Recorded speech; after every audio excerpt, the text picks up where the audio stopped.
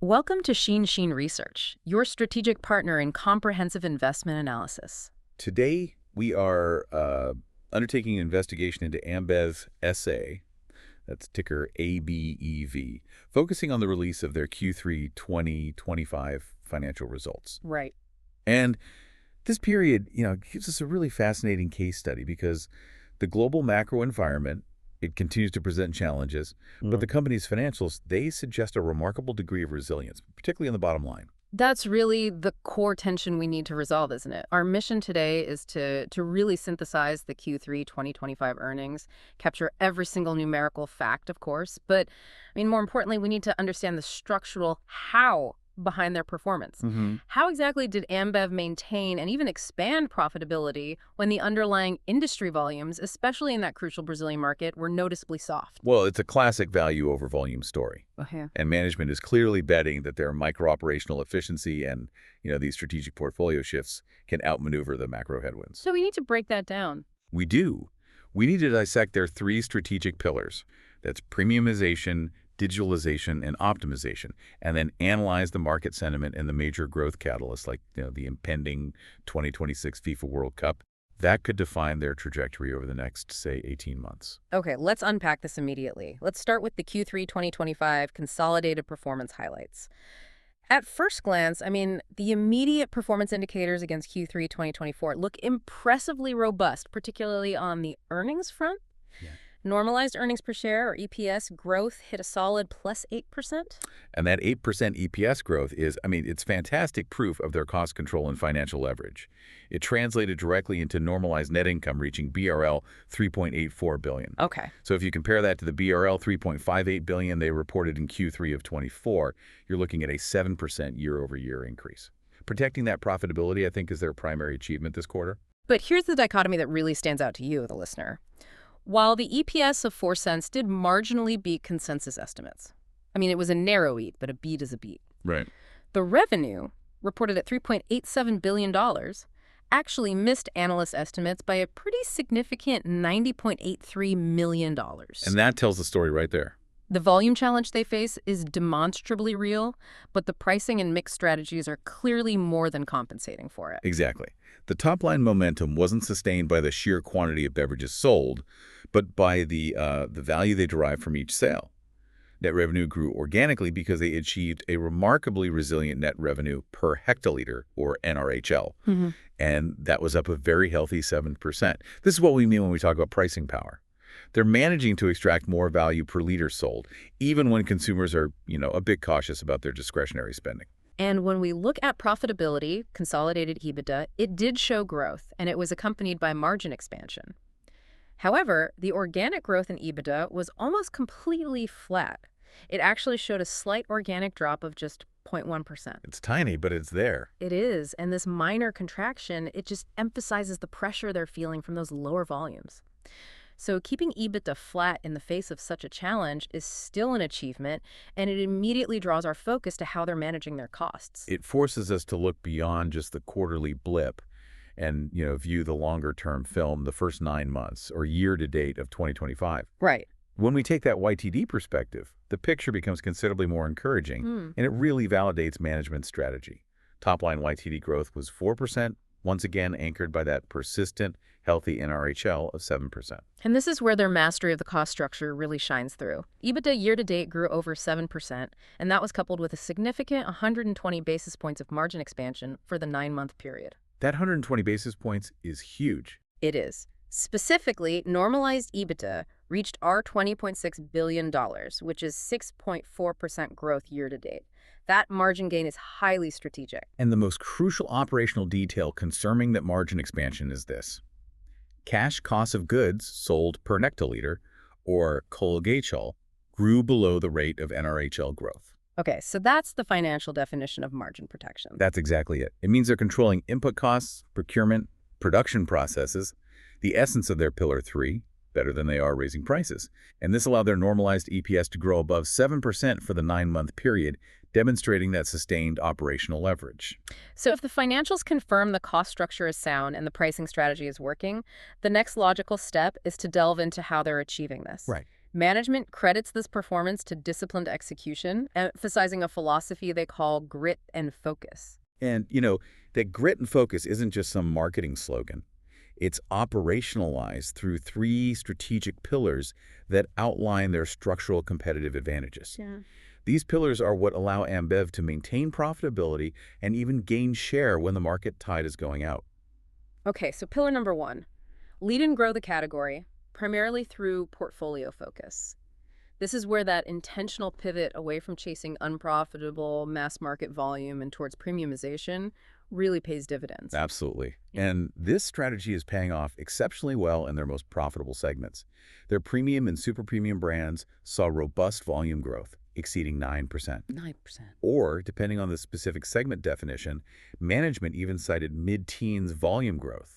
This sustained growth in higher margin segments is the engine that, it dilutes the painful volume drop they're seeing in their core lower price products. And the market share numbers here are genuinely striking. Ambev achieved close to a 50% market share in the combined premium and super premium segments in Brazil. Yeah, that number is incredible. Management highlighted this as the highest share level they have held since 2015.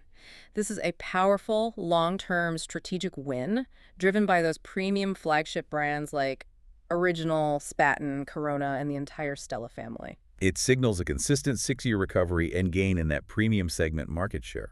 It's totaled, I think, 14 percentage points. Wow. And beyond just the traditional high-end beer segment, they're actively shaping new avenues of growth to capture evolving consumer trends.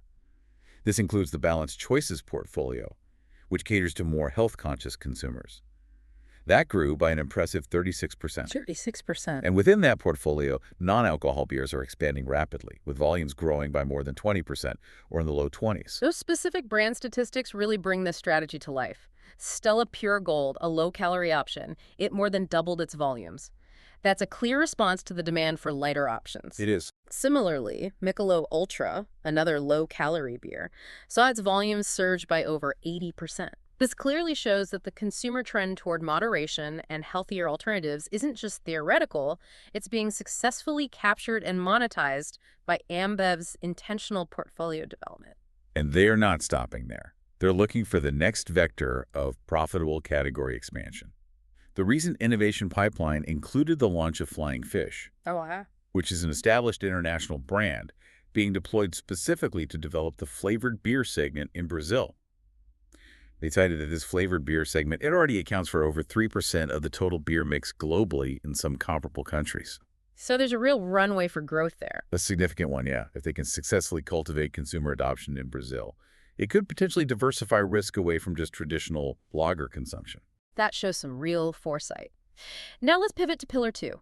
Digitize and monetize the ecosystem. This is arguably the most forward-looking pillar, where Ambev leverages its massive distribution network with proprietary tech to gain a competitive advantage in pricing, logistics, and crucially, data. Yeah, their digital ecosystem is transforming their business from like a traditional distributor model into an insights-driven retailer model. We see phenomenal growth from the BE's marketplace platform. Mm-hmm. Gross merchandise value, or GMV, grew 100% year over year, reaching an annualized BRL 8.0 billion. The scale and speed of this platform's growth are indicative of how indispensable it's becoming to their commercial partners. And their direct-consumer platform, Zed Delivery, also maintained robust growth, even as people returned to on-trade locations post-pandemic. Zed Delivery's GMV grew 7%, and the average order value, or AOV, was up 9%. Right. This growth shows that consumers value the convenience, but critically, these platforms are gathering data on millions and millions of transactions. And that granular data is the true monetization engine. The digital ecosystem allows for much more assertive, data-driven revenue management, especially around like surgical pricing and discount strategies. So what does that look like in practice? Well, management provided specific evidence in Brazil. Improved elasticity insights derived from B's and Zebup. Delivery data led to two powerful outcomes. First, a 5% increase in SKUs per pack. Meaning customers are buying a more diversified mix of products in each order. Exactly. And second, and this is critical, a remarkable 30% improvement in the return on promotions. 30%. So that means their discounts are no longer just being wasted. They can pinpoint exactly which promotion for which SKUs in which neighborhood will actually lead to new volume or mix uplift rather than just cannibalizing existing profitable sales. That's it precisely. They also noted the internal role digital tools played in optimizing operational efficiency, specifically mentioning sophisticated SKU optimization programs. By understanding which product variety sells best in which region, they can streamline production runs and distribution routes. And that feeds directly back into the improved gross margin we saw in the consolidated financials. This efficiency story, it naturally brings us to pillar number 3. Optimize our business, focusing ruthlessly on cost discipline and maximizing return on investment, or ROI. In an environment characterized by persistent high inflation and fluctuating currencies across Latin America, this cost discipline it's not negotiable. The efficiency efforts they deployed were successfully used to offset major expected cost pressures. Like what? These pressures included significant headwinds from adverse foreign exchange movements, elevated commodity prices, and the operational deleverage stemming from the lower volumes they experienced in the core beer segment. And management highlighted that productivity gains were achieved through tighter process controls and lower conversion costs, especially within their vertical operations. So the parts of the supply chain they control directly, from malting to bottling. Exactly. It shows a holistic approach to cost reduction, not just relying on, cheaper raw materials. And this disciplined cost management, it achieves a strategic objective. It frees up resources. It does. These savings are not simply held as cash, but are strategically reallocated to invest back into the core growth drivers, namely the premium brands we identified in Pillar 1, and maximizing the return on those specific marketing and capital investments. This virtuous cycle of optimization funding growth is key to their margin expansion across most business units. It's a compelling strategic framework, but now we have to test it against reality.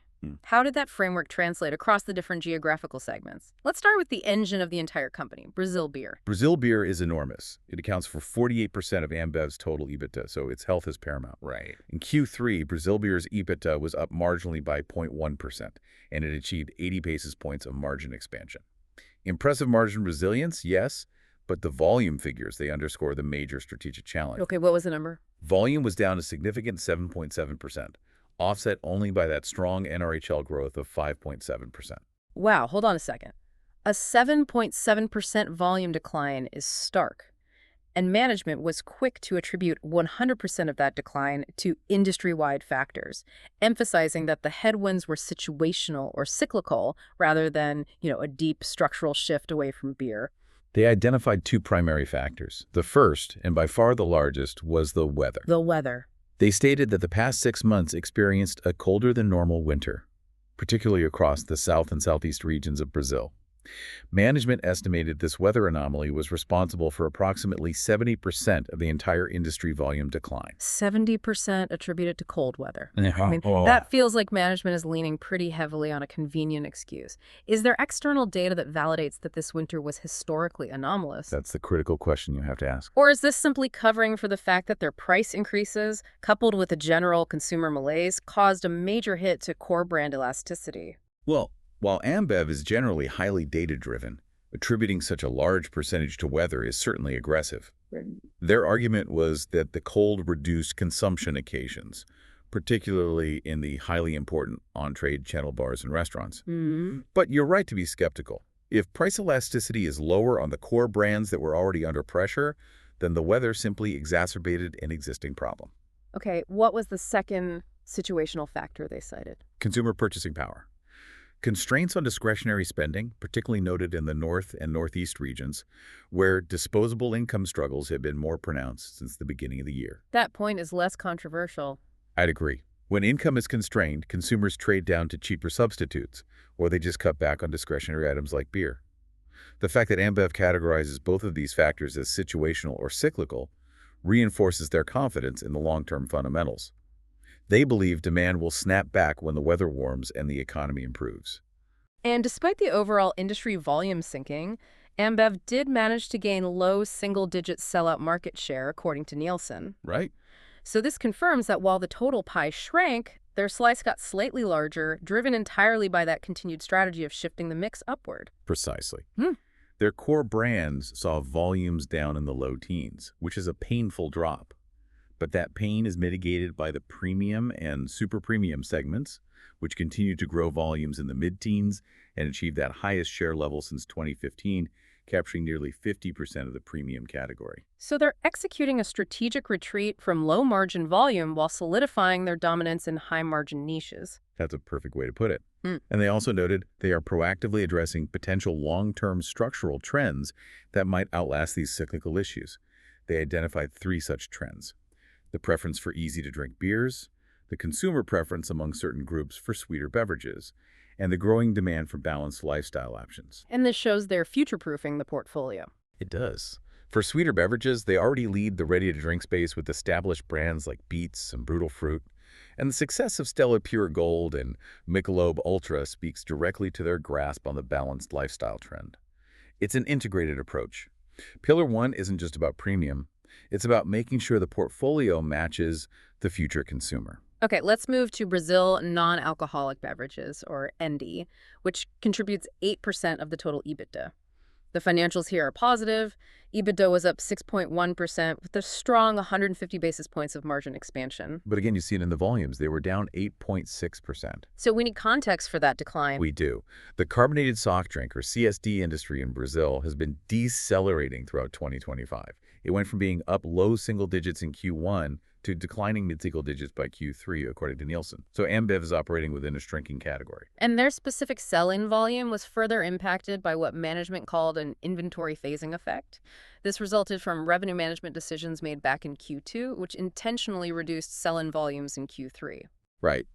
And although market share was estimated to be stable to slightly down in the quarter, their year-to-date share actually grew. So the focus here remains on high-growth subsegments. Critically, their no-sugar portfolio delivered double-digit growth and now accounts for more than 25% of total NA volumes. So they are successfully shifting the mix and premiumizing in the soft drink segment, emphasizing healthier choices, which justifies that margin expansion despite the volume pressures. Okay, let's move south to Latin America South, or LA. That accounts for 14% of the EBITDA. Here, EBITDA was up 4.6%, but we saw a margin contraction of 100 basis points. Right, and volume declined slightly by 0.8%, though NRHL was impressively up 10.0%. So that margin contraction, that's almost entirely explained by Argentina, isn't it? It is. The consumption environment there remained highly challenging due to macroeconomic instability. Beer volumes there were down mid-single digits, and Ambev actually underperformed the industry temporarily due to specific price relativity dynamics. Okay, what exactly does price relativity dynamics mean in this context? Can you break that down? Sure. It means their brands, relative to the competition, may have been priced slightly higher than optimal, or they chose not to drop prices as aggressively as competitors during a period of intense consumer distress. Got it. In an inflationary, high macro volatility market like Argentina, consumers are extremely sensitive to price differences, causing temporary trade down, even if brand equity remains strong, which management confirmed it did. And it's important to note that the strong performance in Bolivia and Paraguay helped offset Argentina's contraction. And here's that digital insight again, connecting back to Pillar 2.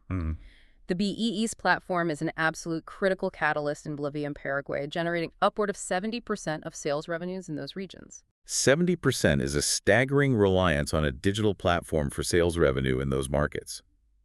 It shows that in regions with perhaps less developed traditional distribution infrastructure, the BEE's platform immediately becomes the preferred high-efficiency channel for retailers. It highlights its potential competitive moat. Okay, next, Central America and Caribbean, or TAC, contributing 18% of EBITDA. This segment posted the most impressive operational turnaround, I think. It achieved the highest margin expansion of all. It did. EBITDA was up 8.5%, with margin expansion hitting 270 basis points. 270 basis points. And volume was up 1.3%, with NRHL up 1.4%. This is a segment that's truly firing on all cylinders. The operating environment in the Dominican Republic, a cornerstone market, it improved sequentially. Their key brand, Presente, strengthened its equity and reinforced its leadership. So they got their pricing right there. They did. The combination of healthier price relativity across categories led to an increased beer share of throat in the region, meaning consumers chose beer over other beverages like spirits or soft drinks. Finally, let's touch on Canada, which provides 12% of the EBITDA. EBITDA was up 2.0% with margin expansion of 70 basis points. Volume declined 2.0%, while NRHL increased 2.0%. The key takeaway in Canada is their outperformance. The Canadian beer industry overall declined mid-single digits, meaning Ambev successfully outperformed the industry in both beer and beyond beer segments. They're taking share in a declining market. And their brand power continued to deliver in Canada. Michelob Ultra, Busch, and Corona were identified as being among the top 5 volume share gainers in the Canadian industry. So it seems consistent premium performance supported by Pillar 1 is the theme across all markets, regardless of the underlying industry volume trends. Yeah, and the impressive margin defense we've seen across all these segments, especially the 80 basis points on Brazil beer and the massive 270 basis points in CAC, proves that Pillar 3 optimization is working hard. Okay, so let's see how that cost discipline manifests on the bottom line, specifically in the cash flow and tax structure. Let's get into the financial architecture. Right. We established that efficiency efforts are clearly resulting in margin expansion across most business units, even with the volume pressures. But we have to look at the bottom half of the income statement, where the net financial results closed at BRL 1.1 billion in financial expense. Okay? That BRL 1.1 billion net financial expense was about BRL 400 million higher year over year. And management explicitly detailed two primary drivers for this increase. They require a bit of explanation for listeners who aren't treasury experts. Please clarify, because BRL 400 million is a significant increase in expense. So the first driver is the higher FX hedging carry costs in Brazil. This is directly tied to the interest rate differential, or the carry trade. With Brazil's Selic rate being relatively high and the U.S. Fed rate being comparatively lower, hedging against fluctuations in the Brazilian real becomes intrinsically expensive. So you're basically paying the difference in those interest rates to maintain the hedge. You are. And when the gap is wide, the carry cost rises significantly. So they are paying more just to mitigate currency risk in their largest market, which makes the strong operating result all the more impressive because they overcame this financial drag. Exactly. The second factor was the cost of sourcing U.S. dollars in Bolivia. Due to local regulatory and liquidity issues, acquiring the necessary U.S. currency for international transactions became more expensive during the quarter. Now, this next piece is absolutely crucial for understanding the reported net income. And it's a classic case of why we need to look beyond the headlines. The effective tax rate, or ETR, was wildly low, coming in at 6.7% compared to 23.6% in Q3 of 24. Yeah. That is an enormous difference that boosted the net income figure. It is, but as we suspected, 90% of that drop is due to one-off non-cash items. The massive decline in ETR primarily reflects three specific one-off impacts totaling BRL 630 million. Okay, let's quickly list those drivers and identify the most material one. First, there was a partial reversal of previously recorded tax liabilities related to the 2017 tax amnesty program. Second, the recognition of specific fiscal incentives. And the third, and by far the most substantial item, was the Barbados divestment gain of BRL 884 million. BRL 884 million, that's a huge gain. Yes, this gain arose from the divestment of certain Barbados operations, and a significant part of that gain was non-taxable in the Dominican Republic jurisdiction. This single, non-recurring event fundamentally distorted the reported 6.7% ETR. So what would the real tax rate have been? Well, management clarified that excluding these one-offs, the effective tax rate would have been around 20%, which is consistent with recent underlying operational levels. That clarity is essential for investors. A 6.7% tax rate is unsustainable, but a 20% underlying rate gives us a realistic picture of future profitability without those exceptional items. Moving to liquidity and cash generation, which remains a bedrock of Ambev's investment thesis. Cash flow from operations, or CFO, remains solid at BRL 6.9 billion. However, this figure was down BRL 1.2 billion compared to 2024. And what caused that BRL 1.2 billion reduction in CFO? That decrease was largely attributed to a slower monetization pace of existing income tax credits in Brazil. These are large tax assets that Ambev is strategically utilizing over time.